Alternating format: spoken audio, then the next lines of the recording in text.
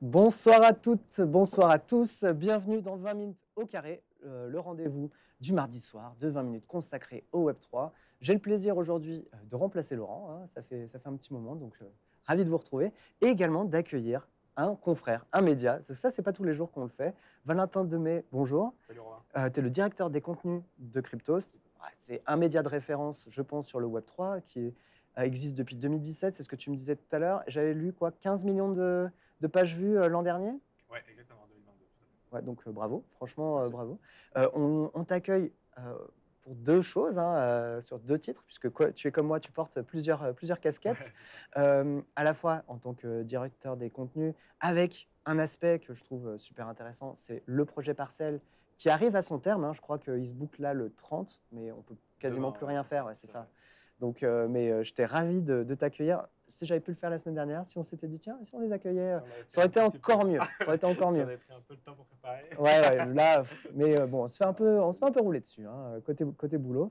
Et le deuxième point, c'est tu es PDG d'un accélérateur incubateur Cube3 à Ouais, Angers, qui accueille sa première promotion depuis le 9 octobre. exactement. Donc, pareil, super sujet. On l'a vu dans un contexte qui est quand même relativement compliqué. Il y a pas mal d'affaires en ce moment autour du Web3, même si la une du numéro 4 de Cryptos est plutôt enthousiaste, hein. J'ai Ouais, lu ton édito, je me suis dit, OK, il n'a pas intérêt à se tromper parce qu'en 2025, on risque de lui ressortir. oh oui. On va la présenter Il faut parce se mouiller que, des fois. Il faut se voilà, mouiller. mais on va la Toujours un peu présenter, on va bête. prendre un moment. Avec plaisir. C'est Hélène aux manettes qu'on est ravi de retrouver ce soir. Vous allez voir, on a des petits visuels justement du projet Parcelle, des petits visuels de la une du numéro 4, hein. C'est le quatrième numéro de Exactement. Cryptos qui paraîtra le 15 décembre. Ouais, sous le sapin autour du 15, Voilà. parce qu'effectivement, vous connaissez à 20 minutes la difficulté d'imprimer des journaux. Donc, on a délégué cette partie-là pour que cette fois-ci, on n'ait pas à les réceptionner et les envoyer à la main, ce qu'on faisait jusque-là. Donc, autour entre le 10 et le 15, au pied du sapin, c'était une Et notification. c'est encore précommandable jusqu'à demain soir. Ouais, il y a encore 2-3 jours de précommande. Les parcelles sont terminées, là, attention, les sold out. Il y a encore quelques jours de précommande pour le recevoir. On va l'imprimer à ouais, 2-3 000 exemplaires. Super, bravo. J'en profite pour saluer Julius, Usul, Gator Corps, P2Enjoy, Nestity, Kalius75, j'ai cru voir Elven, Mafiu également, j'imagine que 20 est peut-être dans les parages. Ah, The Freak Sign nous dit qu'on n'entend pas assez Valentin, donc je vais tenir le micro, c'est ce que je préfère faire de toute façon.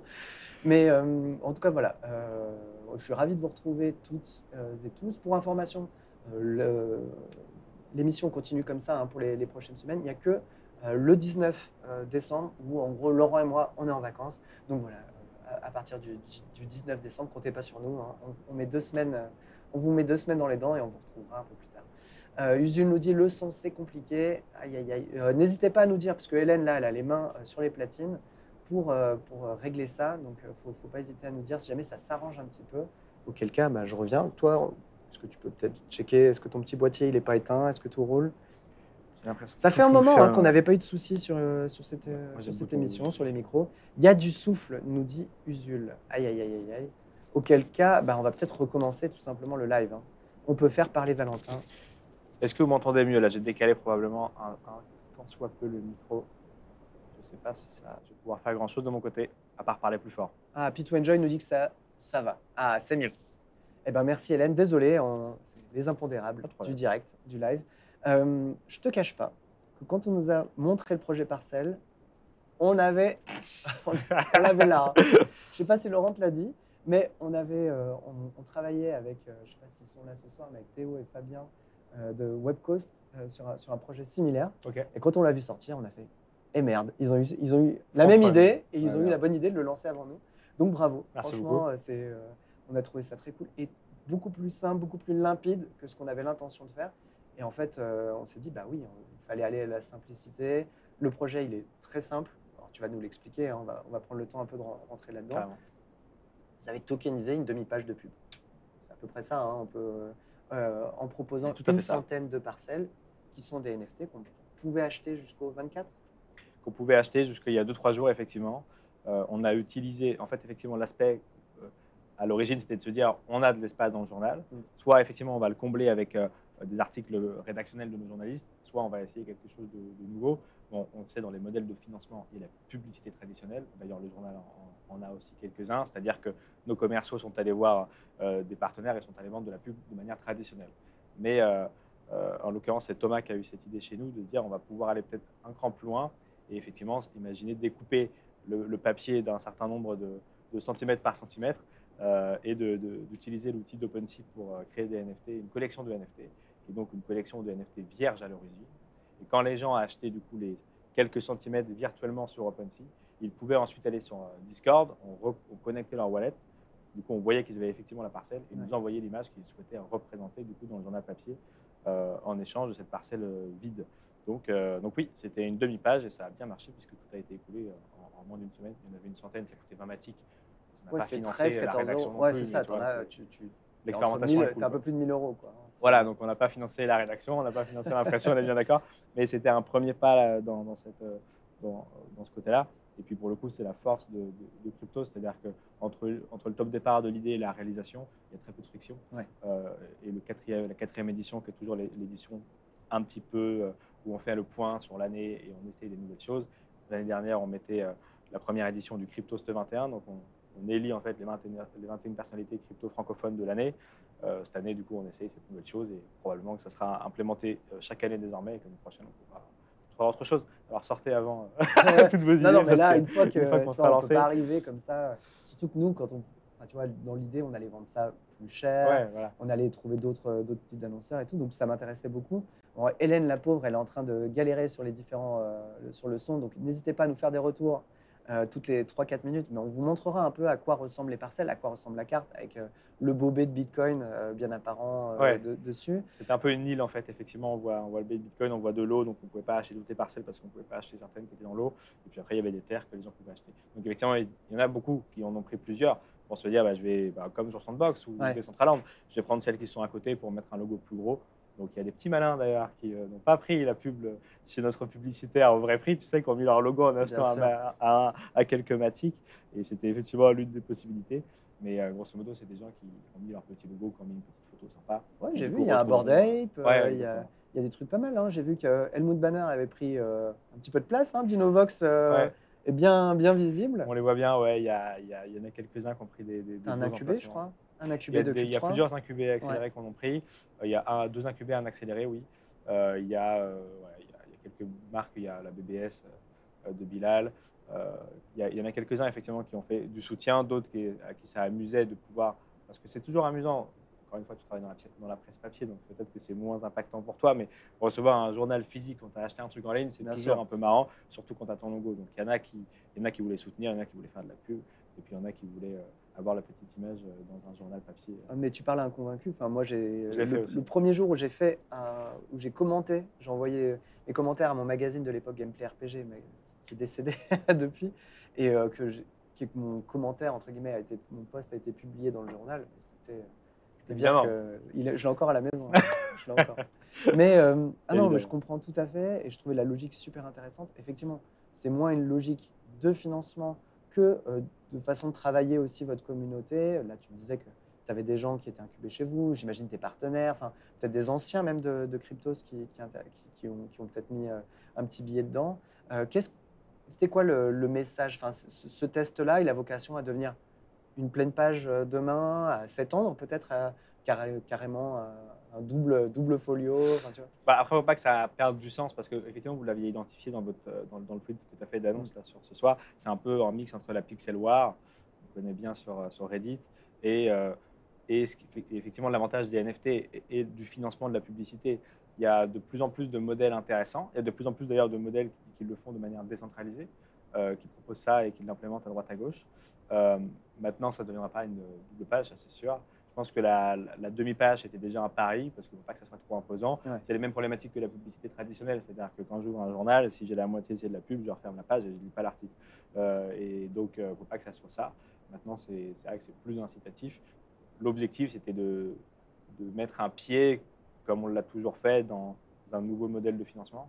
Sur Cryptos, on a 3 modèles de financement. On n'a jamais voulu dépendre trop d'un des piliers, donc la publicité, l'abonnement payant, l'affiliation ou ce genre de choses. Donc c'était se dire on va essayer autre chose et surtout on va mettre la communauté à l'intérieur avec cet aspect de transparence parce que de toute façon les gens, on sait, l'adresse 0x qui a acheté le NFT. Bien sûr. De toute façon, effectivement, il y a eu un travail, je te l'avoue, de modération sur certaines parcelles, évidemment. J'allais te poser la Mais question. à part ça, on a quand même plutôt répondu présent à demander. Chose qui fera plaisir à Usul dans la commu, c'est j'ai cru voir que Arke, un artiste qu'on aime beaucoup, avait acheté une parcelle et mis un de ses NFT. Trop bien, j'adore Arke, très beau. Très longtemps que je suis. J'avais reçu sur Cryptos il y a 2-3 ans. J'ai pas vu qu'il avait, parce que j'ai pas regardé toutes les parcelles vendues, il y en avait quelques-unes quand même.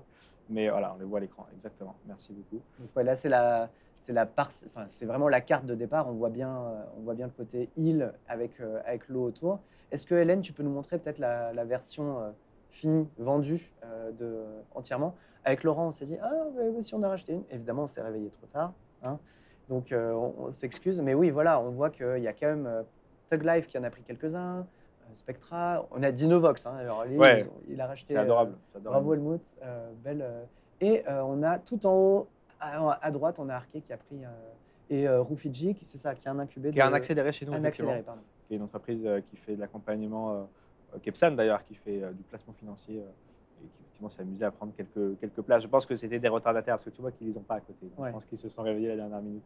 Mais oui, ils sont chez nous à Q3. Tout à fait. Et pas de petite angoisse au moment de mettre en vente une collection qui est à la fois multi-support et qui est un peu atypique. Tu vois, la tokenisation d'espace publicitaire, on avait parlé, je crois, avec Antoine de Podcast Magazine. Et je crois qu'il a salué d'ailleurs sur Twitter l'initiative de Cryptos, il trouvait ça super intéressant. Et en gros, il me disait il y a un gros travail de pédagogie à faire sur ce côté. T'achètes un NFT qui ensuite te donne l'occasion de mettre en avant un logo, ou un NFT qui t'appartient. Ça ne peut pas être une photo. Il y a une photo d'ailleurs, hein, je crois, qui est publiée, avec un gilet jaune. Comment tu t'assures que tu as le droit de publier ça, ce genre de choses? Alors, effectivement, il y a l'aspect légal qui est toujours compliqué. L'aspect communicationnel, on a la chance d'être un média crypto depuis 7 ans, donc on n'a pas eu besoin d'écrire aux gens comment ça marchait. Effectivement, c'était des gens crypto-natifs. Le travail qu'il faudra faire peut-être demain, c'est d'aller au-delà de cet aspect crypto-natif et que demain, n'importe quel journal entre guillemets, puisse le faire. On en est très loin. Là, on a des gens qui avaient déjà des NFT et qui ont voulu justement les mettre. On a des confrères aussi. On a vu la Crypto Daily qui a acheté une grosse parcelle. Il y a les gars de Hawk ici, Hawk Invest aussi, qu'on a acheté pour soutenir. Donc des médias, des confrères. C'est aussi le côté bon public et bon enfant de cette industrie. Voilà, d'un point de vue légal, grosso modo, 99% des choses qui ont été publiées, c'est des logos de gens ou c'est des choses qui ont été faites sur mesure. Il y a eu quelques choses border qu'on n'a pas publiées parce que c'était trop politique. C'était vraiment, même il y avait des messages inutiles, hein, c'était vraiment de l'insulte. Donc ça reste quand même nos colonnes. Je n'ai pas envie que notre rédac chef soit en taule demain, parce qu'effectivement, ça reste quand même lui qu'on va venir chercher, Clément Wardzala, que je salue, si jamais il y a un problème. Donc il y a ce travail de modération, mais ce n'est pas un travail autre que... Bon, vraiment, le sujet dont on parle là, n'importe qui se dit c'est effectivement absurde. C'est un petit malin qui a voulu se faire mousser et donc on n'a pas pu la publier. Mais cette personne a changé d'image. Il y a juste une personne qui, pour le coup, a acheté le NFT et qui ne s'est jamais connectée sur le Discord. Et donc, il y a une parcelle qui est encore vide et pourtant elle a été achetée. Mais sinon, c'était quand même bon enfant dans l'écosystème. Et de ce point de vue-là, en tout cas, en ce qui concerne cette initiative-là, bon enfant. Ouais, c'est cool. Et comment vous êtes venu sur ce tarif qui n'est pas très élevé, hein. En fait, c'est quasiment 2 fois le prix du magazine. C'est ça, parce que vous le vendez à la précommande à 6,50 €. Tout à fait. Et en Matic, tu es à 20 Matic, donc tu es à 13 € à peu près. Bon, c'était vraiment un prix expérimental. Je ne vais pas te mentir qu'on n'a pas réfléchi très longtemps. Nous, on s'est arraché les cheveux. Hein, trop longtemps, justement. Voilà, des fois, le mieux, c'est d'aller vite parce que comme ça, tu l'arrêtes de sortir. Mais non, l'année dernière, on s'était plus pris la tête parce que l'année dernière, on a fait différemment. L'année dernière, on avait tokenisé la une du journal en je crois que c'était une centaine aussi de parcelles. En fait, tu pouvais acheter la une et participer à la DAO. DAO qui, justement, a en partie accouché de cette version-là. Et du coup, quand tu achetais une partie du NFT, si tu étais éloigné de la page était vraiment découpée en plusieurs morceaux. Et donc, plus tu étais éloigné, moins c'était rare. Plus tu te rapprochais, plus c'était gold et diamant. Et donc, par définition, tu ne savais pas ce que tu achetais avant de l'ouvrir. Mais ça coûtait 100 Matic. C'est-à-dire que l'engagement n'était pas du tout le même. Tu participais à la DAO, tu avais accès au Discord qui te permettait, aux côtés de la rédaction, un peu comme ce que vous avez fait avec les machines à écrire, en fait, participer à la rédaction décentralisée. Donc ça, on l'a fait l'année dernière. Et c'est vrai que c'était un prix qui n'était pas accessible au grand public, malgré le fait que ça donne accès à plein d'avantages. Là, avec Dematic, on faisait un effort vis-à-vis de à peu près tout le monde peut, s'il veut. acheter, effectivement, dépenser une douzaine d'euros pour s'amuser. Donc, c'était vraiment un effet de pédagogie Test, ouais. et de test vis-à-vis de cette nouvelle manière de fonctionner. Mais c'est vrai qu'elle demande une logistique un peu plus importante que celle d'envoyer un commercial et de vendre un espace publicitaire de 6 sur 12, parce qu'il faut réceptionner, il faut s'assurer qu'encore une fois, il y a de la modération et tout. Parfois, même si ça n'a pas été trop le cas sur cette collection, effectivement, s'assurer qu'on puisse publier cette image d'un point de vue des droits d'auteur, publier cette image d'un point de vue des droits voisins ou ce genre de choses en fonction. Donc là, ce n'était pas trop le cas, mais c'est vrai que ce n'est pas la même logistique. Il faut un commercial pour vendre un espace publicitaire, il faut 3-4 personnes pour faire une expérimentation comme on l'a fait là. Usul nous demande, les gens qui avaient acheté mais se sont fait modérer, il se passe quoi pour eux? Tu le disais, hein, ils repostent. Il redonne une autre image. Ouais, il redonne Pardon. une autre image en fonction du retour. Pour le coup, c'est ce qui a été fait. Hein. Il y a eu une ou deux tentatives de gens qui ont été un petit peu border.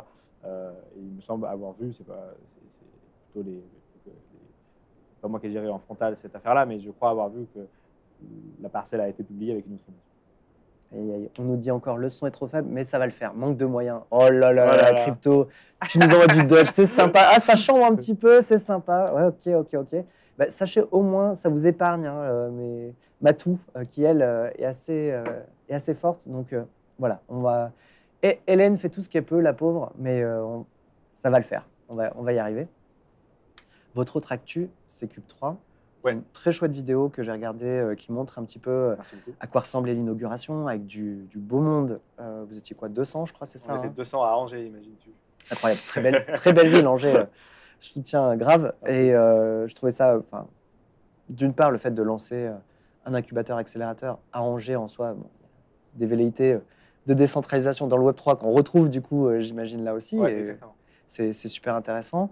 Et vous avez lancé ça, je crois, cette soirée-là avait lieu quoi, le 19 Le octobre? 19 octobre. Ouais. exactement. Et vous avez accueilli les premiers le 9 octobre, 200 Octobre, personnes pour 14 heureux élus. C'est ça? Oui, alors c'est ça, effectivement. On a eu 200 candidatures quand on a démarré l'appel à la candidature sur Cube 3, qui est du coup une autre activité. Hein. Effectivement, il y a Cryptos d'un côté et Cube 3 de l'autre. Donc Cryptos, le média et l'incubateur accélérateur sous le coupé Cube 3. On a reçu 200 candidatures entre le moment où on a annoncé cette nouvelle activité et ce qu'on proposait dans cette activité. Et on en a sélectionné effectivement beaucoup moins, effectivement environ 14 à date, ce qui est un taux de resserrement important, mais par définition, sur les 200, il y en avait qui n'étaient pas à la hauteur, on est bien d'accord, mais je pense que, et c'était encore une fois un bon signal pour l'industrie et l'écosystème Web3 français, il y en avait franchement, il y en avait 50-60 qui tenaient la route, il y en avait 50-60 qui tenaient la route, certains ont été, par la décentralisation, un peu crispés de savoir que ce n'était pas à Paris, donc parfois pour eux, aller à Angers, c'était rédhibitoire, donc ça se fait très bien. Voilà, mais ça, c'est des gens qui n'ont jamais pris le TGV. C'est pas grave, tu sais, je fais l'effort, on fera pas de visio. Moi, j'avais dit, je ferais pas que de la visio parce qu'on n'est pas une garderie. Pour moi, justement, il faut aller sur place, il faut aller voir les gens, il faut être à la machine à café, il faut sentir l'atmosphère. Entreprendre tout seul dans sa chambre, c'est très difficile. Et entreprendre en visio, celle-là encore plus parce que, il y a des problèmes de son, il y a des problèmes de son. Donc, je voulais vraiment qu'ils soient en présentiel et je voulais pas le faire à Paris. Donc, je l'ai fait à Angers. Ça reste à 1h15 de Paris, on est bien d'accord. Et en plus, on est juste à côté de la gare. Mais notre volonté, c'était effectivement d'accompagner des entreprises à deux niveaux différents, c'est-à-dire en incubation. J'ai une jeune idée, mais je n'ai pas de structure, beaucoup d'envie de construire. Mais voilà, encore une fois, il y a beaucoup de choses à faire. Et puis la partie accélérée, on parlait de Rufiji qui est déjà PSAN, ça veut dire qu'une grande partie du travail a été fait de la part de l'entrepreneur et de ses équipes et qu'il a besoin d'aide sur quelques parties, par exemple le marketing, par exemple la réglementation, par exemple la structuration, la scalabilité de son entreprise. Donc là, on va pouvoir beaucoup plus accompagner sur 2, 3, 4 points précis, alors qu'effectivement, l'incubation, ça sera un peu plus généraliste dans l'objectif d'aboutir à la création d'une société et à l'épanouissement de l'idée. Lancer un accélérateur incubateur Web3 en 2023, sachant qu'il y a déjà un contexte économique qui n'est pas incroyable, plus un contexte Web3 qui est lui-même pas folichon. Enfin, c'était une volonté de longue date et vous vous êtes dit, en fait, c'est le moment, quoi qu'il arrive, les builders sont là et on est certes dans un contexte qui est plutôt morose, mais dans lequel il faut se lancer puisque vous faites le pari et Cryptost le fait également en une du numéro 4 que 2024. On en parlera. Ça sera l'explosion. Exactement. Moi, je pense qu'effectivement, dans ces moments les plus difficiles où il y a une raréfication du financement public-privé, et une crainte globale de en fait, qu'est-ce qu'on est en train de construire. Ouais. Est-ce qu'on est en train de construire un vrai truc alternatif ou est-ce qu'on est tous en train de se mentir depuis… Tu aurais dû tokeniser cette pub, Epson. On est gâtés. On est gâtés, là. Mais effectivement, c'est à ce moment-là qu'il faut mettre les mains dans le cambouis et accompagner les entrepreneurs d'une manière différente qui est d'injecter de l'argent. Parce qu'on l'a vu pendant 2-3 ans. L'argent est coulé à flot, ça n'a pas permis à des boîtes à outrance d'exploser. Il y en a qui ont cramé du cash parce qu'en fait, les ratios de réussite, c'est toujours 15-20% entre le financement et l'accompagnement. Alors, tu l'as dit, on a une série qui s'appelle Build in Public, où on montre ce qu'on fait à Cube3. C'est la meilleure vitrine pour Cube3, mais ça sera aussi la pire pour Cube3 parce que par définition, parmi tous les entrepreneurs qu'on accompagne, même si on a fait une très grosse sélection et qu'on passe effectivement au quotidien de 200 à 10 au quotidien dans les locaux, ou en tout cas de 10 qui viennent vraiment toutes les semaines travailler avec nous, probablement on n'aura pas malheureusement un taux de 100%. Bien sûr. Donc les gens viendront nous dire oui, vous avez accompagné un tel, ça n'a pas fonctionné. Parce que les taux de réussite d'un incubateur, c'est entre 8 et 12%.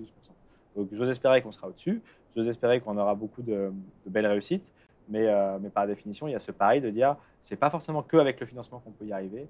Le financement permet d'aller plus vite, il permet d'avoir des équipes par définition qui travaillent sur le projet, mais il y a aussi tellement de choses à la veille de Mika, il y a aussi tellement de choses à la veille de l'interrogation philosophique de cette industrie, où est-ce qu'elle doit aller, et qu'est-ce qu'elle doit faire, et quels sont ses usages, parce que bon, je vois bien, effectivement, tous les 4 matins, on nous demande à quoi on sert. Ce matin encore, sur Télématin, il y avait un drama parce qu'on se demande à quoi ça sert sur les cryptos ne servent à rien, elles reposent sur rien. Donc, il y a encore un travail de pédagogie énorme, on l'a fait avec Cryptos. Et maintenant, c'est de passer de l'autre côté et de se dire, on accompagne, en plus d'avoir accompagné des lecteurs, des créateurs d'entreprises pour leur permettre d'aller plus loin. Et à terme, oui, d'aller chercher du financement. Mais ce n'est pas une fin en soi, parce qu'une fois qu'on a 1 million, on peut le cramer aussi facilement que quand on n'a rien et qu'on se crame soi-même. Parce que c'est ce qu'il y a autour qui permet à l'entrepreneur de se sortir. De toute façon, on va s'arrêter quand même sur quelques-uns de tes incubés ou tes accélérés, histoire que tu vois, on voit un petit peu vers quoi s'oriente aussi, quels sont les projets qui changent un petit peu. Mais j'aimerais bien m'arrêter sur l'équipe, parce que justement sur la vidéo, sur la cover, on voit un peu les parrains et marraines, toi au centre, et puis à côté de ça, il y a du beau monde. Hein. On voit Asher au fond et on voit 2 femmes qu'on a eu le plaisir d'accueillir sur le plateau ces derniers mois. Et je me suis dit, ok, il a quand même un sacré… Alors, je crois que tu as certaines connexions à la DAN, donc ça explique notamment que Faustine compte parmi les marraines, mais je crois que c'est aussi Stéphanie Zolesio, c'est ça? Le casino immobilier, tout à fait. Ouais, effectivement. Mais j'avais convaincu Faustine avant de siéger au conseil d'administration parce qu'il y a, effectivement, à la veille du règlement MiCA, donc une réglementation folle pour nos entrepreneurs. On rappelle qu'il y a 5 ans, on pouvait coder dans sa chambre et on pouvait diffuser ce qu'on voulait. Et aujourd'hui, il faut avoir 4 personnes dans une équipe juridique et dépenser 2 fois plus dans la compliance que dans la R&D. Et ça, c'est quand même un changement de paradigme que l'industrie, qu'aucune, à mon sens, et j'en discutais avec William O'Rourke du cabinet Orwell, aucune industrie n'a connu une aussi grosse aspiration à… Régulatrice. Oui, clairement. D'un point de vue régulatoire, il n'y a pas photo. Et c'est assez violent. Donc, ce n'est pas du tout le même aspect. Donc, forcément, quand j'ai présenté le projet à Faustine et que je lui ai dit qu'on allait accompagner tant de projets avec l'ambition qui est la même que Crypto, c'est-à-dire de le faire proprement et efficacement, eh bien, par définition, ça n'a pas été très difficile à convaincre. Mais pareil pour Stéphanie Zolesio, effectivement, CEO de Casino Immobilier, ils ont fait le LUG, ils sont très orientés. Moi, ce que je souhaitais, c'était d'avoir au sein de l'équipe de Cube3 en interne suffisamment de gens pour répondre aux besoins des Cubers. Donc, il y a une partie de mes associés sur Cryptos qui m'ont rejoint sur cette aventure. Je vais aller chercher des gens extérieurs à Cryptos, notamment Louis X, qui du coup était dans un très gros incubateur régional à l'époque, qui était directeur de son pôle. Et que j'ai convaincu là de rejoindre l'aventure. Il connaissait un peu le Web3, mais c'est pas la même dynamique. Tu vois, c'est un incubateur un peu public, donc c'est pas la même dimension, c'est pas les mêmes temporalités. Là, c'était un challenge entrepreneurial, mais accompagner des entreprises, il le savait très bien le faire. Il l'a fait pendant 6 ans. Donc là, c'était vraiment lui qui s'occupe aujourd'hui des incubés chez nous. Et puis après, toute l'expertise Web3, il fallait qu'elle soit multiple, issue de grands groupes avec Stéphanie Zolesio, issue d'un entrepreneur qui justement pouvait être dans sa chambre il y a 7 ans et qui ne peut plus. Il était à ma place il y a une semaine, c'est Owen Asher, qui effectivement a vu toute cette réglementation arriver. Donc il sait de quoi il parle. Il y avait, et effectivement, il y a à peu près en fait, toutes les couches, que ce soit dans les advisors de Q3, c'est-à-dire qu'ils conseillent davantage l'équipe que les mentors. Les mentors sont au contact de nos accélérés et quelques incubés à date pour répondre à leurs besoins. Je pense à Marc Zeller notamment de AAV qui accompagne certains projets sur la partie finance décentralisée. Je pense à Laurent Ovion de DLPK, qui est un Mhm. gros groupe de CGP qui accompagne, on a vu tout à l'heure, Refugee Capital, et qui là, pour le coup, bon, moi je ne suis pas CGP, donc je veux bien aider Mathias Vallet à avancer sur sa régulation Ouais. et sur sa compliance et tout, ou l'accompagner sur plein de sujets, mais je ne peux pas lui faire un retour d'expérience de comment les CGP aperçoivent la crypto. C'est le rôle de ces mentors-là qui du coup apportent leur expertise. Donc effectivement, c'était de dire on va devenir un des bateaux, si ce n'est le bateau, le navire amiral de l'innovation du Web3 en France.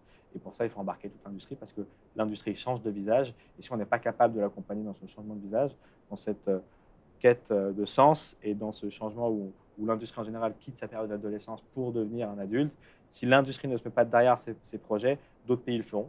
Et on veut devenir le fleuron de l'Europe.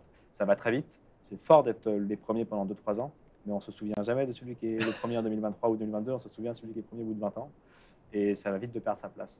Donc, c'était apporter notre pierre à l'édifice et avec tous ces gens-là autour, effectivement. Et comment toi, tu es passé de directeur des contenus, un poste que tu occupes toujours aujourd'hui, à PDG d'un accélérateur incubateur? Enfin, c'est une velléité que tu avais, qui t'animait depuis le début? Enfin... Moi, je suis entrepreneur avant tout. Même si, effectivement, on en parlait tout à l'heure, j'ai fait un petit passage à Ouest France, très traditionnel. Nos actionnaires, on le salue. Du groupe SIPA Ouest France, effectivement. Euh, qui était très intéressant pour moi parce que pour le coup, c'était ma première expérience professionnelle réellement, quoi. Mais après, effectivement, que ce soit dans la posture d'entrepreneuriat à Cryptost, aujourd'hui à Cube3, et c'est important pour moi de bâtir dans quelque chose qui correspond encore une fois à nos valeurs. Donc pour moi, c'était la deuxième étape, c'est-à-dire, OK, on a accompagné effectivement 15 millions de lecteurs ces dernières années via Cryptost. Donc le public, on a su faire. Maintenant, on va passer de l'autre côté, on va accompagner les créateurs d'entreprises. Et donc pour moi, c'est la suite logique. Ça faisait quelques années que ça nous trottait dans la tête. Il a fallu passer à l'action. On l'a fait, voilà, le 9 octobre dernier. Et puis on continue de le faire aujourd'hui. Ce qui est amusant et c'est très appréciable, c'est-à-dire qu'en fait, on accompagne des créateurs d'entreprises dans leur aventure entrepreneuriale, mais c'est aussi pour nous une nouvelle aventure entrepreneuriale. Ouais. Ça veut dire que et c'est très appréciable d'avoir des fois des moments d'échange avec des incubés ou des accélérés où on retrouve, entre guillemets, certaines problématiques communes dans la vie d'une entreprise. La différence, c'est qu'effectivement, que ce soit avec les équipes de Cube3 ou moi personnellement, on a 5-7 ans d'entrepreneuriat de plus que potentiellement les incubés accélérés qui sont tout jeunes dans cette aventure-là. Mais dans cette nouvelle aventure, oui, elle a 2-3 mois. Donc, on a des problématiques communes, des bises, et on se découvre du coup chacun dans cette posture-là. Il y a juste que nous, encore une fois, on a un peu plus de background. Je pense aussi à Alexis Nouaille, qui est mon directeur général sur Cube3, qui a plus de 20 ans d'entrepreneuriat. Donc, ça reste une nouvelle boîte. Donc, il y a les challenges de chaque nouvelle boîte, chaque nouvelle marque. Et encore une fois, c'est très amusant de le partager avec nos Cubers qui sont aussi très bienveillants vis-à-vis de ça. On espère qu'on en a quelques-uns, peut-être ce soir. Et au fait, Elven nous dit, au fait, elle est où la machine à écrire? Lolo la réserve pour ses émissions ou HR l'a vraiment volée la dernière fois? Oui, parce que Elven, qui a quasiment un OG, nous a offert, enfin nous a prêté, pardon, hein, il a dû sursauter, une très belle machine à écrire. Et c'est vrai que je ne l'ai pas sortie. Sache qu'elle est en sécurité. Et j'aurais dû la sortir. J'ai vu Wayne tout à l'heure, il l'avait sous les bras. Je pense qu'il. Non, t'inquiète pas. Elle est dans les locaux. Elle est dans les locaux. Promis, elle bouge pas et on te la rendra le jour venu. Le jour venu. Un jour, d'accord? Un jour. C'est un prêt à durée illimitée. Promis, il n'y a pas de souci là-dessus. C'est pas collatéralisé ce prêt. Mais voilà, Elven, mais merci, c'est vrai. Merci pour ta machine. Je la ressortirai. Prochaine émission, on la sort. Et je ferai comme Lolo une petite intro là. Ça fait toujours ça bien, Laurent, ça, effectivement. Je trouve que. Il est là, comme ça, il commence avec une mise en situation. Il est très fort pour les mises en situation. Mais je l'ai copié, il n'a pas fait de quiz la semaine dernière, j'en fais pas ce soir. Donc voilà, c'est la fin d'année. On a l'arrache. Pas de problème. Tout à l'heure, tu disais 200 candidats. Tu disais que tu avais une quarantaine, on va dire, de projets solides sur les 14 qui ont finalement été retenus. Est-ce que vous avez été surpris par la vivacité, tu vois, peut-être déjà local, parce que j'imagine que vous avez aussi eu des projets peut-être qui venaient d'Angers. Angers, ça a été connu il y a quelques années, peut-être il y a 10 ans, comme l'une des villes de start-up du numérique. Ouais, ça a été compliqué. Ça a été compliqué. C'est la cité logée connectée, mais c'était compliqué. Ouais, effectivement, il y a une vérité, en tout cas, très, très connectée à Angers. Tout à fait. Et est-ce que vous avez été surpris par le nombre, mais aussi peut-être par la qualité et la variété des gens qui sont venus taper à votre porte? Elle est tokenisée, cette pub? Toujours pas, ça n'arrête Toujours pas. pas. Epson, Alors, qu'est-ce non mais qui on se va passe devenir riche avant la fin de l'émission. Non, mais dis donc, je vais demander ma contribution. Usul nous dit, dommage, on aurait pu gagner un exemplaire. C'est le moment où en direct, je demande à Valentin. Et c'est 6,50 € les gars, 2,50 € les frais de port. Je pense que vous pouvez nous Ouais, offrir non, un mais avec exemplaire. plaisir, j'en ferai quelques-uns. Je les ai pas encore, ils ne sont pas imprimés. Là, on est en train de boucler avec les graphistes les derniers détails, mais effectivement, ça part en impression demain. Donc, avec grand plaisir pour en offrir à la communauté. Avec très grand Super. plaisir. Et ce sera l'occasion, il faut la garder, hein, la une. On va en parler, je le garde pour la fin, avec le grand sujet. plaisir. La une, elle est très belle, c'est un très beau dessin. C'est qui l'a faite? C'est Gurvan Lecointre, chez nous, qui fait ça, qui est du coup un graphiste qui travaille un peu avec l'écosystème Web3 en général, mais qui est nativement chez nous depuis très très longtemps et qui est très fort sur Decrypt. Ouais, franchement, elle envoie du bois. C'est un très beau visuel. Mais ton édito est pas mal aussi. On le garde pour la fin. On le garde pour la fin. Donc on parlait de la variété un petit peu. Alors, ouais, franchement, sincèrement, j'ai été surpris. Déjà parce qu'on a fait un peu tard, parce qu'effectivement, on était un peu comme vous à 20 minutes, un peu à la bourre. Donc on a lancé l'appel à projet en juin. Donc on s'est pris 2 mois d'été. Et malgré les 2 mois d'été, on a quand même eu beaucoup de candidatures. On a eu beaucoup de candidatures pendant les 2 mois d'été, ce qui n'était pas facile effectivement pour répondre à tout le monde. Ouais. Moi, j'ai été justement un peu surpris par la montée en puissance, c'est-à-dire qu'il y a eu forcément des déceptions dans les délais de réponse. Et ça fait partie des choses qu'il faut améliorer dans les lancements d'entreprise. Mais effectivement, je ne m'attendais pas à ce qu'on en ait 200, mais c'est vraiment 200. Toi. Je peux sortir le truc de Typeform, on en a vraiment eu 200. Ce n'est pas une communication trompeuse. Et effectivement, sur tous les gens à qui on a répondu, il y a eu vraiment des très beaux levels. Et ça faisait plaisir, encore une fois, si on enlève le côté ethnocentré de la réussite de cet appel à projet, c'était aussi l'écosystème Web3 français. Alors, il y avait quelques étrangers, il y avait de la Suisse et de la Belgique. D'ailleurs, on a des projets suisses et belges aujourd'hui à Q3. Il y en avait aussi des États-Unis, il y en avait aussi de l'Asie, qu'on n'a pas sélectionné pour le coup.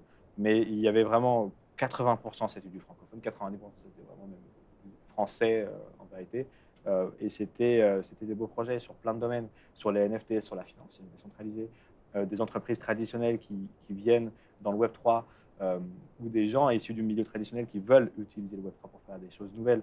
Je pense, pour ceux qui ont regardé la vidéo qui est sur la chaîne YouTube de Cryptost, où on montre un peu justement l'envers du décor et qu'on build in public, où vous suivez en fait avec nous l'avancée des projets, c'est-à-dire leurs craintes, leurs réussites, leurs challenges, leurs défaites, et aller avec eux à la banque, demander des prêts. Ça, on va le vivre. Alors, il y a le premier épisode qui est sorti, le deuxième sort demain, et tous les 15 jours, 3 semaines, on suivra en fait l'avancée de ces Cubers. Et effectivement, tu parlais de beau monde derrière, et je suis très content d'avoir Amixem à nos côtés, qui est un très gros youtubeur angevin et qui effectivement nous suit sur cette partie-là.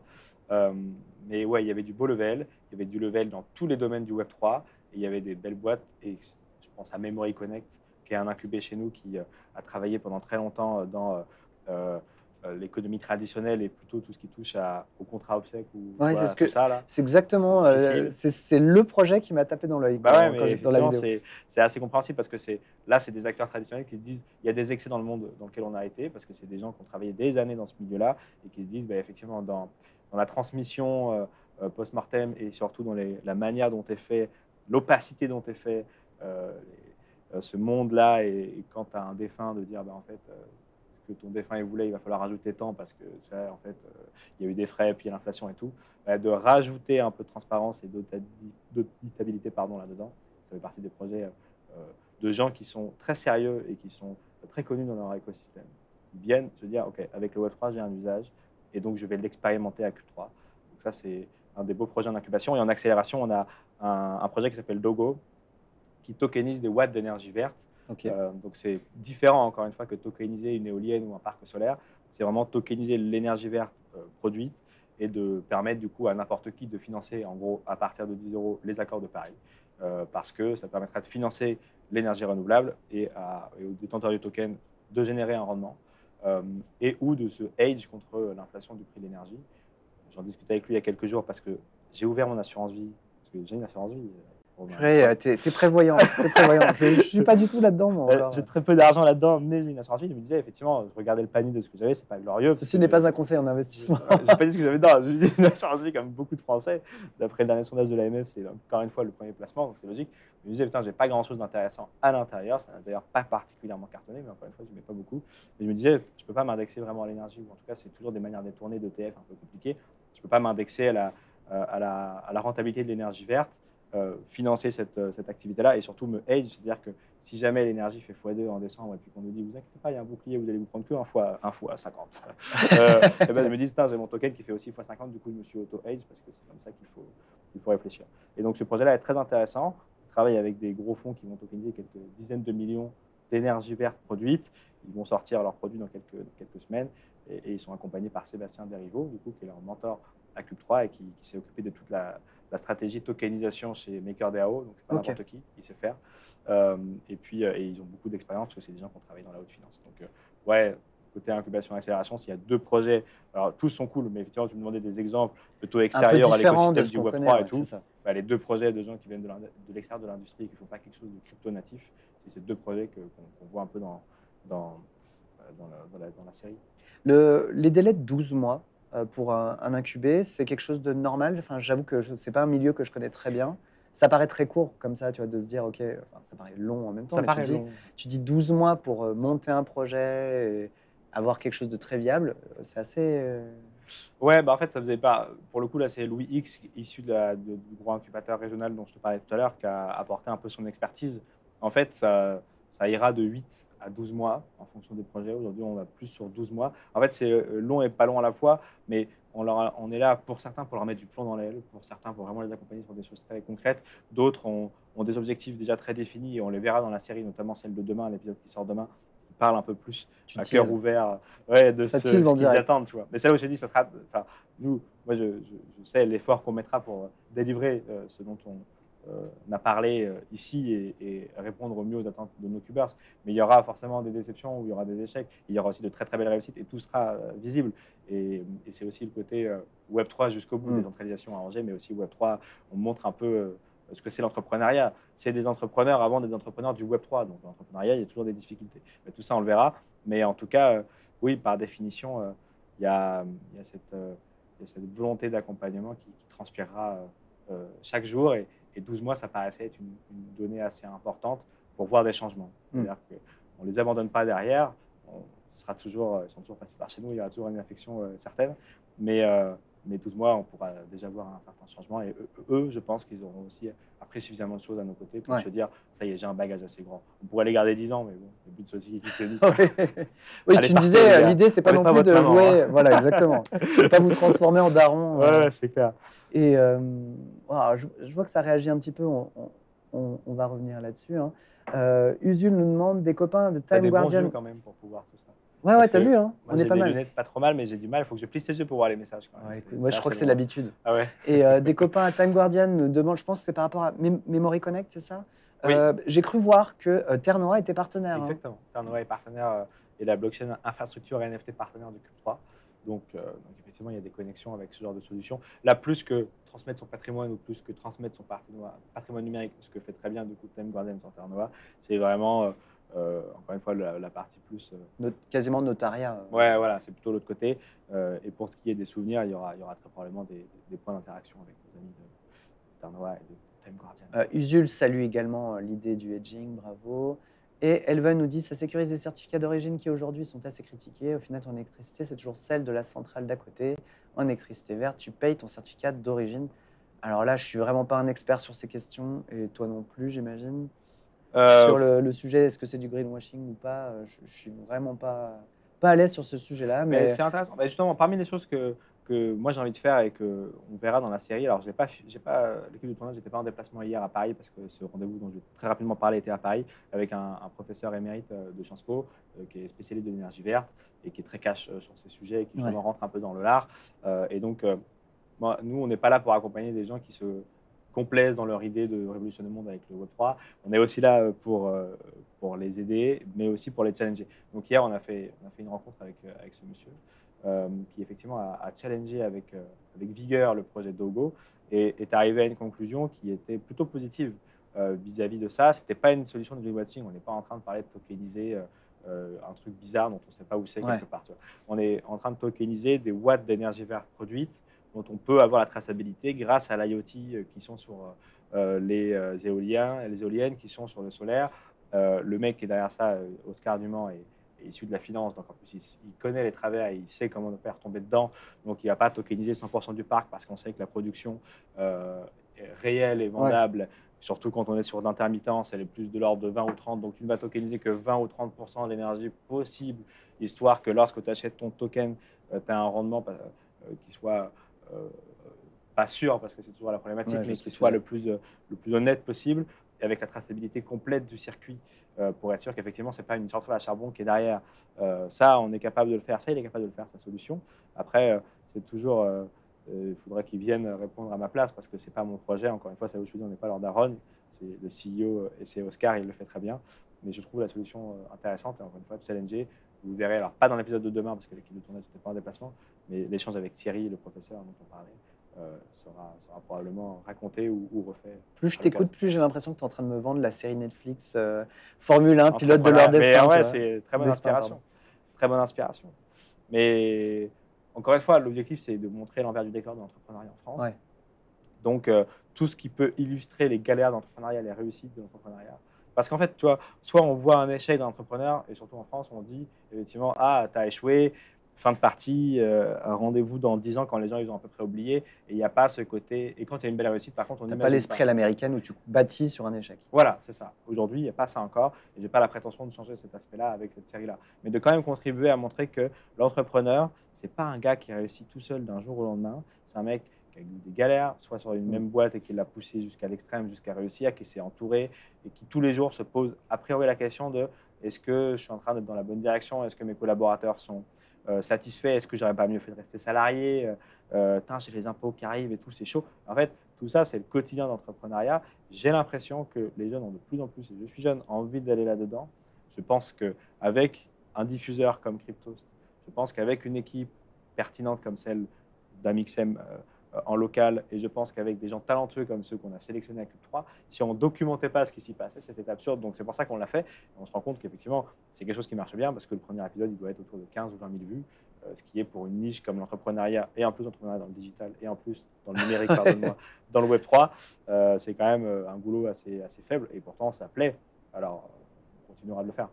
Et dans la vidéo, il y a quelque chose qui ressort, et je vais arrêter de parler de la vidéo, on vous mettra le lien la prochaine fois, mais que je trouvais assez intéressant, c'était le côté de dire, mais en fait, arrêtez de croire que l'entrepreneur, il est juste là, entre guillemets, pour la thune. En gros, il y en a peut-être quelques-uns qui vont vraiment faire fortune et devenir très riches en étant entrepreneur, mais pour le reste, c'est plutôt l'idée de se dire, c'est votre projet, quoi. En gros, vous travaillez pour vous, donc ça, c'est chouette, mais en dehors de ça, il y en a pour certains, ils seront peut-être mieux en salariat, où ils pourront être peut-être nettement mieux payé et avoir nettement moins de galères et de responsabilités / risques qu'avec l'entrepreneuriat. C'est Luc Jodet qui dit ça dans la vidéo qui est sortie justement il y a 3 semaines dans le cadre de Build in Public, la série qu'on fait à Cube 3.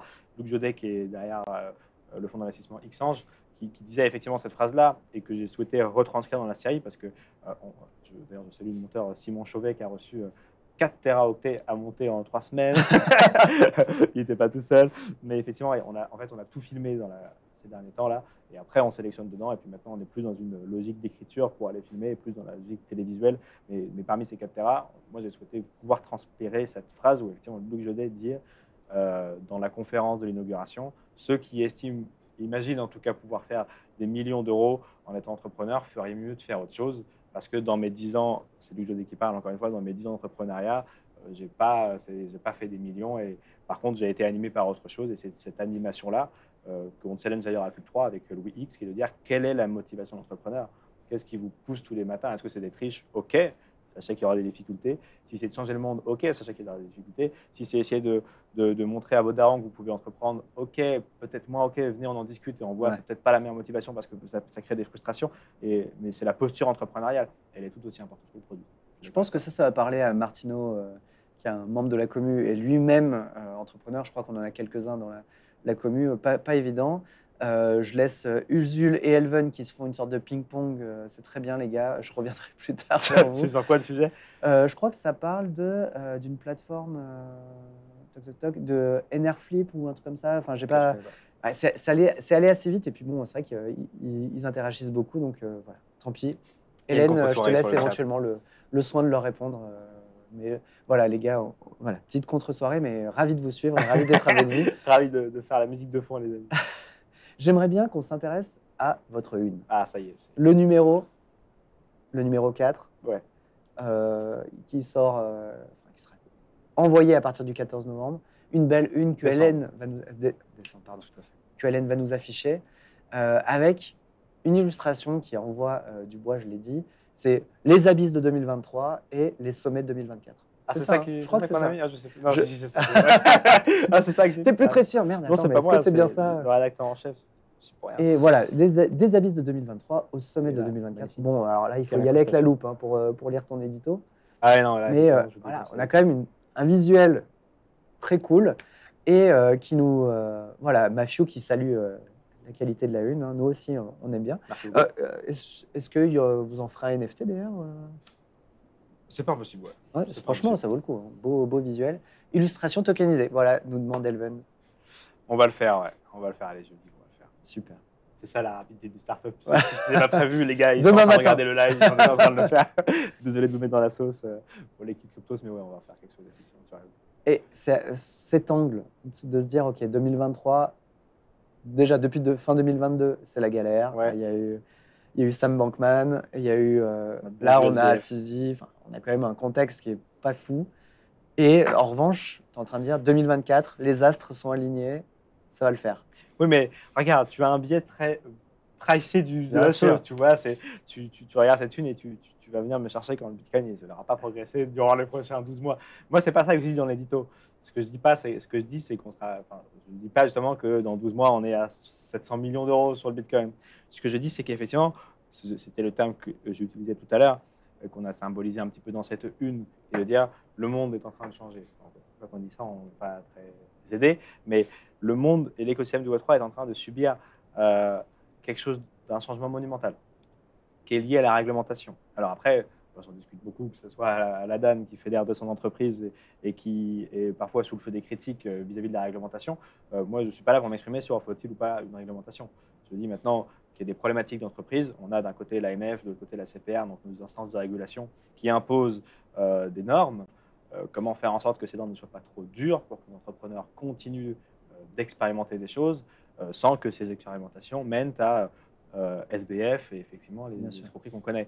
Et justement que la réglementation soit assez forte pour que quand on veuille faire grossir le nombre de détenteurs de crypto en France, qui est d'ordre de 10% aujourd'hui, ce qui est déjà colossal, et qu'on monte un peu plus vers 30, 40, 50, pour frôler peut-être un jour la capacité d'être dans l'assurance vie, ben ça ne passera que par la réglementation, parce que c'est encore aujourd'hui, dans les yeux du grand public, digne de confiance et uniquement ça. C'est ce que tu disais ce matin sur Télématin, une chronique qui dit... Ouais, exceptionnel. En fait, ouais, mais c'est exceptionnel, tu vois. Enfin, après, moi, je suis plus surpris de ça parce que je suis natif, encore une fois, je suis passé par des médias un peu plus mainstream et j'ai été dans les salles de rédaction comme toi, où en fait, c'est des poncifs qui sont tellement difficiles à démonter et les gens, il suffit de prendre une demi-journée avec eux ou même un midi. Et moi, j'ai vu des mecs qui avaient la même posture que les gars de Télématin ce matin et avec qui je prenais un café et qui repartaient avec un wallet parce qu'ils n'avaient pas les bonnes sources d'information. Ouais, c'est bien une sûr. question d'input.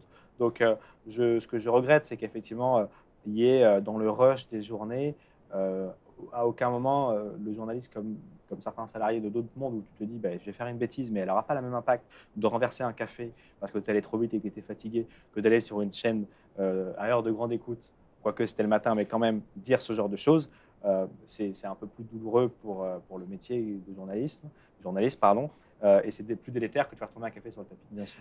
Mais par contre, je peux entendre qu'effectivement, on est dans son rush. Le côté j'ai un poncif originel. Je rappelle que quand même, on avait Bruno Le Maire qui nous disait deux choses très intéressantes il y a quelques années, qui étaient que, un, ça finançait le terrorisme, et deux, équation mathématique très complexe, ça pouvait faire moins 500%. Donc aujourd'hui, on est quand même sur des chiffres un peu plus logiques, parce que le fils de Christine Lagarde n'a perdu que 60%, donc on a quand même gagné un gros delta d'augmentation sectorielle.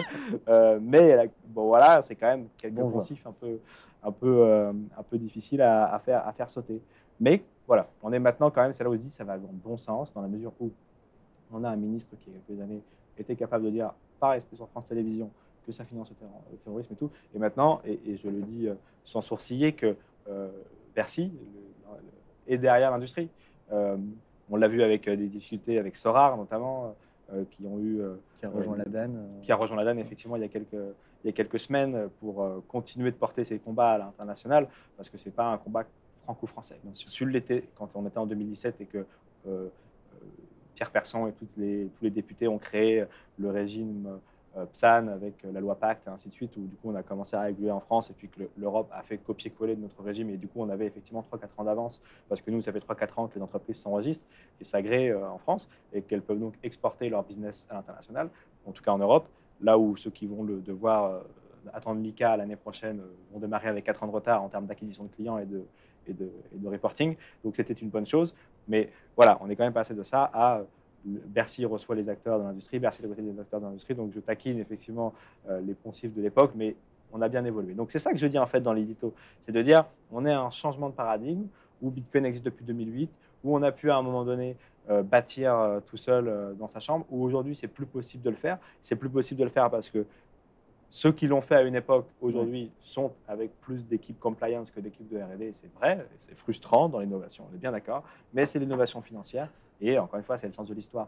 Donc, je ne suis pas encore à la tête d'une structure qui empêche de faire la réglementation. Et même si jamais un jour je le suis, est-ce que j'empêcherai la réglementation? Je ne pense pas.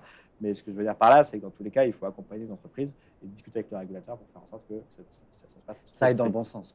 Ça aille dans le bon sens. Et je pense, et c'est ce qui se transpire dans l'édito pour revenir dessus, que c'est ce que je suis certain sur 2024, c'est qu'effectivement, on est en train d'éponger les dernières gouttes de cet excès du marché de 2022, de l'excès de SBF, d'un autre excès, ce n'est pas du tout le même excès qu'on a avec CZ et Binance aujourd'hui, mais c'est quand même une autre forme d'excès, pour arriver à quand même, on a Richard Teng qui est aujourd'hui à la tête de Binance et qui est quand même beaucoup plus pro-régulation que CZ. CZ se moquait un peu du régulateur, et là on a quelqu'un qui est passé par beaucoup d'instances oui, c'est ça, Singapour et tout. Enfin, c'est quelqu'un qui vient vraiment de la finance classique. Exactement. Donc, encore une fois, on peut saluer ou pas cette avancée. Moi, je comprends qu'on puisse se dire c'est dangereux pour l'image initiale du réseau Bitcoin et de la décentralisation et du côté libertarien. Ça, je peux entendre effectivement cette crainte originelle. Mais c'est comme dans le rap, tu découvres un artiste, il est trop bon, il fait 2-3 gros CD, après tu dis ouais, t'as changé, c'est de la merde, je préférais quand t'étais pas connu. Et Orelsan dit m'écoutez pas quand j'étais pas connu, tu vois. Je parle de rap, j'aime beaucoup le rap, j'ai mon associé justement qui a fondé Bouscapé qui m'a rejoint sur. Voilà, mais on a mon alternant sur ma rubrique consacrée à l'emploi, donc rien à voir avec le Web3, et c'est un ancien de Bouscapé. Tu vois, avec Bouscapé qui est l'un des plus gros médias rap et hip-hop qui existait en 2002, 2003, 2004, donc tu vois, ça date.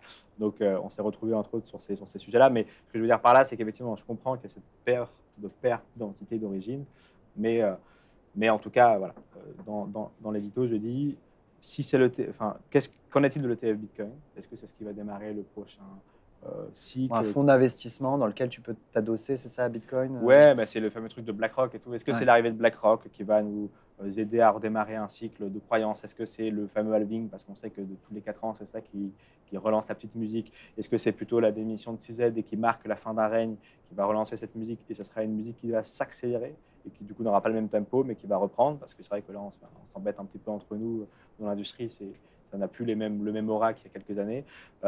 Est-ce que c'est autre chose et quelle forme ça pourrait prendre? En tout cas, ce qui est certain, c'est que je ne dirais pas au 30 ou 31 décembre 2023, ce ne sera pas un on-off, mais ça y est, on est en train de terminer un cycle. 2024, en plus, on a MiCA qui arrive, donc le champ de règlement d'application de la loi sur le continent entier du règlement MiCA, qui va vraiment changer beaucoup de choses. Et encore une fois, j'avais commencé l'édito juste avant ce qui s'est passé avec CZ, mais d'un point de vue guerre économique, parce qu'encore une fois, on parle de monnaie, on parle de finance, on parle de philosophie et tout. Évidemment, c'est ce que j'adore dans l'écosystème crypto, mais on parle quand même de beaucoup de choses dans lesquelles les États ont un intérêt à être attentifs. Donc, ça a amusé, quand je suis de manière hebdo sur le plateau de BFM, ça amuse toujours le présentateur de BFM de poser des questions très... tu sais, tu n'as pas le choix de répondre. C'est genre, je sais pas, c'est genre, ouais, les États-Unis sont en train de rater le coche ou pas? Enfin, c'est vite très politique. Voilà, c'est ça. Et puis, j'ai pas la réponse. Je suis pas consulat, donc ni à Quai d'Orsay, donc ni à l'ambassade des États-Unis.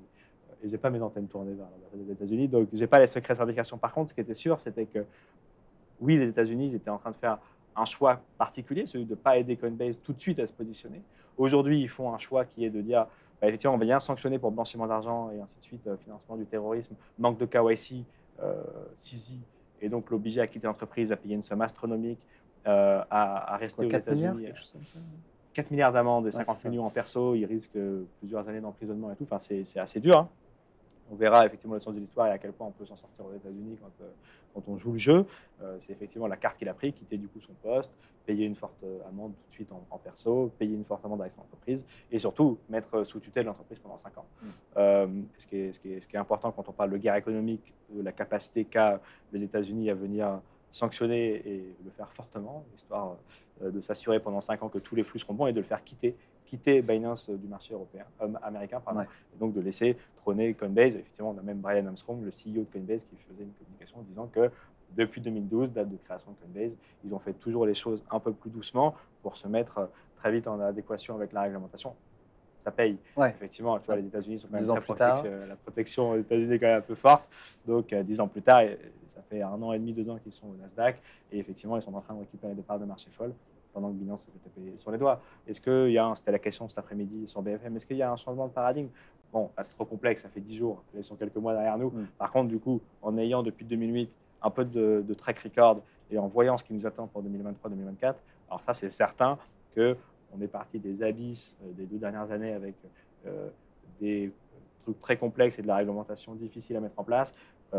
On a beaucoup de scandales et là, on va arriver à un standard que les entreprises sont capables, a priori, de passer en majorité. Ça mettra des gens sur le côté, ça mettra des gens sur la touche. Peut-être qu'aujourd'hui, on a 80 PSAN enregistrés, peut-être qu'ils ne seront que 20 ou 30 à avoir l'agrément et au final être sur MiCA, on est bien d'accord, mais ça a quand même été proportionné et je pense encore une fois que, et ce n'était pas de l'avis de tous, que c'était important de faire ce PSAN à 2 étages, enregistrement agrément. Dieu sait que c'était déjà pas facile d'avoir l'enregistrement, donc la première partie du coup de tampon de l'AMF.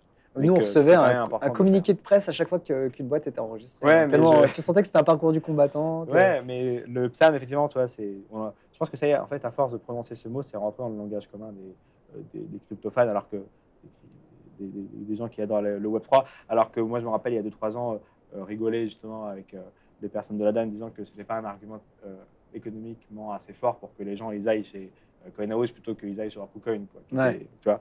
Et je pense qu'à force de le répéter, en plus, c'est juste que chacun s'est mis dans la tête. C'est un point un peu plus fort, mais l'enregistrement PSAN, c'est de la lutte contre le blanchiment et le financement du terrorisme. Et c'est juste regarder si toi, Romain, tu n'as pas un cousin éloigné qui a fait un truc bizarre. C'est ça que fait l'AMF en ce qui concerne l'enregistrement. Il demande beaucoup de choses, mais par contre, il ne protège pas, il ne ségrègue pas dans l'enregistrement de base les fonds des clients. Ça arrive avec l'enregistrement renforcé, qui est rentré en vigueur juste après FTX. Ça sera clairement le cas avec l'agrément et MiCA. Et c'est là où ça demande des procédures un peu plus compliquées. On recevait le cabinet Orwell à Cube 3 la semaine dernière pour justement leur faire peur tout de suite avec la régulation. Tu sais, tu as une trop bonne idée en tête, tu as envie de l'exécuter super bien, tu as ton MVP qui est fini, voire tu as ta société créée, et on te dit, effectivement, tu rentres dans le champ de tac, tac, tac, tac, tac, donc il faut que tu passes, je sais pas, Jonum demain, PSAN aujourd'hui, MiCA demain. Et oui, pour avoir un enregistrement renforcé et le tenir, parce que l'avoir, ça ne sert à rien, il faut le garder, c'est 400 000 balles. Pardon. Il faut 400 000 balles et puis ensuite il faut maintenir le paquebot. Donc c'est vrai qu'il y a une barrière financière à l'entrée. C'est là où je comprends les gens qui disent mais en fait c'est fait pour verrouiller le marché un peu aux banques. Effectivement, la seule entité qui est agréée aujourd'hui, c'est une banque, c'est la Société Générale Forge. Donc effectivement, il faut des fonds de fou. C'est là où je dis que c'est important d'avoir du financement.